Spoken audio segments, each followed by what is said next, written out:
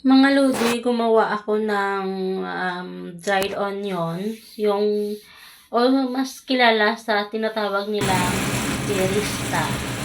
Yun, gumawa ako yun kasi isa, isa na rin to sa mga paborito ko kasi yung kahit kanin lang at saka ganito lang, masarap na talaga.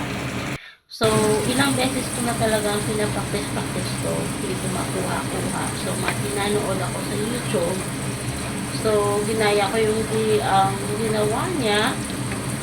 Una, yung onion nilagay ko sa pan, sa or sa kasirola niya ilagay yung hiniwang onion, tapos lagyan mo ng around, kung marami, 150 ml na oil or paunti lang is 100 ml. So, tapos takpan yan ng 10 minutes.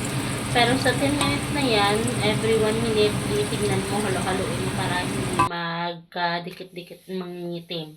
So, yun lang, takpan, tapos halo-halo lang. Pag halo-halo na yan, pagkita mo na para yung onion na ano na lahat ng oil, so pwede mo na tanggalin yung takip, at saka halo lang ng halo hanggang sa mag-brown yung color niya, hanggang sa mahanap mo na yung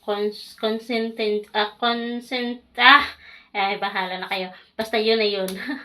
Basta mahanap mo na yung, parang makita mo naman yun sa ano ng onion na ano. So, yun. So, kailangan pala ipapaganyan, patuluin mo siya ng within 1 hour.